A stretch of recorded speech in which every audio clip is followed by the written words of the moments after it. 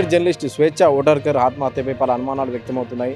శుక్రవారం రాత్రి 10:30 గంటలకు చిక్కడపల్లి పోలీస్ స్టేషన్ పరిధి జవహర్నగర్లో పెంటౌస్లో ఉంటున్నటువంటి స్వేచ్ఛ ఓటర్కర్ ఆత్మహత్య చేసుకున్నారు. అయితే ఆమె ఆత్మహత్యపై ఇప్పటికీ పలు అనుమానాలు వ్యక్తమవుతున్నాయి. ఆమె తల్లిదండ్రులు కూడా అనుమానాలు వ్యక్తం చేస్తున్నారు.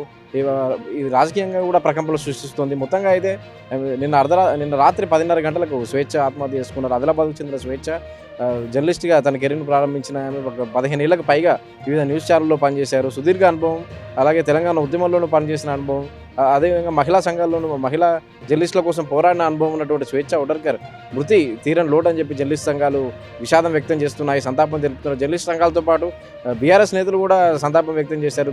మాజీ సీఎం బీఆర్ఎస్ అధ్యక్షుడు కేసీఆర్ సంతాపం ప్రకటించారు. అలాగే హరీష్ రావు కేటీఆర్ కూడా సంతాపం తెలిపారు.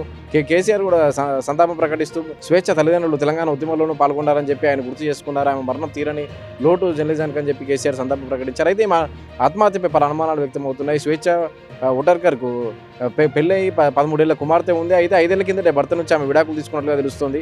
ఆ తర్వాత ఒక న్యూస్ ఛానల్లో పనిచేసే ప్రోగ్రామ్ ఎగ్జిక్యూటివ్గా పనిచేస్తున్నటువంటి పూర్ణచంద్ర అనే వ్యక్తితో ఆమె గత 3 ఏళ్ళుగా సహజీవనం చేస్తున్నట్లుగా తెలుస్తుంది. అయితే అతడితో వచ్చిన విభేదాల కారణంగానే స్వేచ్ఛ ఆత్మహత్య చేసుకున్నట్లుగా అనుమానాలు వ్యక్తమవుతున్నాయి.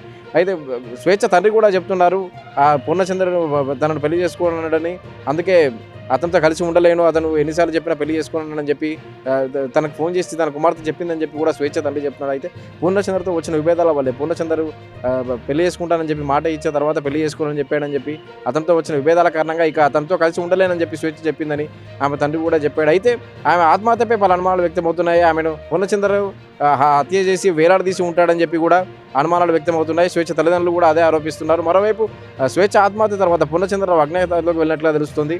మొత్తంగా అయితే ఆమె రాజకీయ పార్టీలు కూడా డిమాండ్ చేస్తున్నాయి. ఈమె మరణం మేరకు ఎవరన్నా శిక్షించాలని చెప్పి డిమాండ్ చేస్తున్నాయి. బీఆర్ఎస్ ఎమ్మెల్సీ కవిత పార్టీకి లేఖ రాయాలని చెప్పి కూడా యూత్ కాంగ్రెస్ నేతలు డిమాండ్ చేస్తున్నారు. ఈ మరణ పట్ల దీన్ని బీఆర్ఎస్ తప్పుదోవ పట్టిస్తుందని చెప్పి కేంద్ర మంత్రి బండి సంజయ్ కూడా ఆరోపిస్తున్నారు. సీనియర్ జర్నలిస్ట్ అయినట్టు స్వేచ్ఛ మరణాన్ని బీఆర్ఎస్ తప్పుదోవ పట్టిస్తుందని చెప్పి కేంద్ర మంత్రి బండి సంజయ్ కూడా ఆరోపిస్తున్నారు.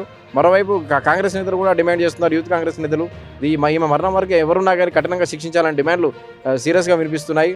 అయితే స్వేచ్ఛ ఓటర్కర్ సీనియర్ జర్నలిస్టు ఈమె మృతిపై ఆత్మహత్యపై పలు జర్నలిస్టు సంఘాలు ఇప్పటికే విషాదం తెలిపాయి.